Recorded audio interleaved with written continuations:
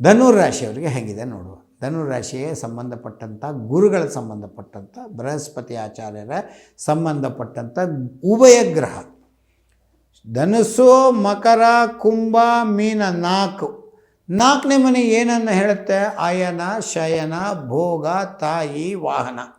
ಎಚ್ಚರ.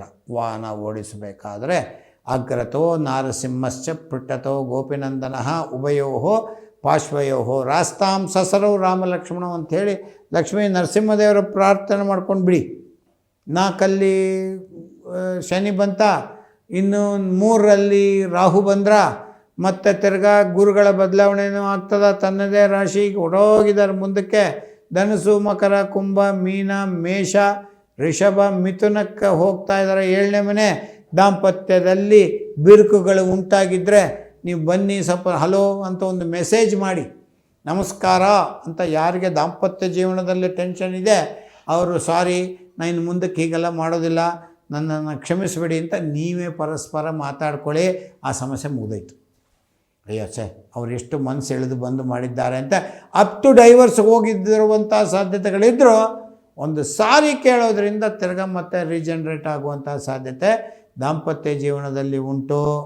ಯಾರ ಮಾತು ಕೇಳಿ ಈ ಜಗಳೆಲ್ಲ ಆಯಿತು ಅವ್ರ ಮಾತೆಲ್ಲ ದೂರ ಇಡಿ. ಹಿತಶತ್ರುಗಳು ಜಾಸ್ತಿ. ಉಭಯ ಗ್ರಹ ಪ್ರೊಫೆಷನಲ್ಲಿ ನಿಮಗೆ ಸ್ವಲ್ಪ ಹಿರಿಯರಿಂದ ಸಮಸ್ಯೆಗಳು ಉಂಟಾಗ್ತದೆ.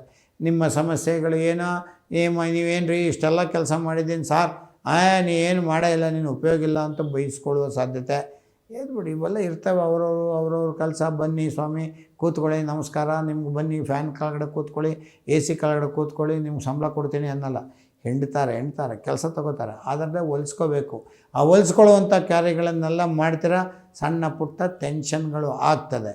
ವಿದ್ಯಾರ್ಥಿಗಳು ಅದ್ಭುತವಾಗಿ ಓದ್ದೆ ಎಷ್ಟು ಒಂದು ಮಾರ್ಕಲ್ಲಿ ಹೊಟ್ಟೋಯ್ತು, ಹಾಗೆಲ್ಲ ಆಗಬಾರ್ದು ಅಂದರೆ ರಾಯರ ಪ್ರಾರ್ಥನೆಯನ್ನು ಮಾಡಿರಿ. ಗುರುಗಳು ಅಂದರೆ ಗುರುಗಳ ಪ್ರಾರ್ಥನೆಯನ್ನು ವಿಶೇಷವಾಗಿ ಮಾಡಿ. ಒಂದು ಪುಷರಾಗದ ಹರಳು ಹಾಕ್ಕೊಳ್ಳಿ. ನಿಮಗೆ 100ಕ್ಕೆ 75% ಚೆನ್ನಾಗಿದೆ. 25ನ್ನು ದೇವರ ಪ್ರಾರ್ಥನೆಯಿಂದ ಉತ್ತಮ ಕಾರ್ಯ ಅನ್ನಿಸ್ಕೊಳ್ಳಿ. ಧನುರಾಶಿಯವರೇ, ಎಲ್ಲ ಕಾರ್ಯಗಳು ಶುಭ ಆಗತ್ತೆ.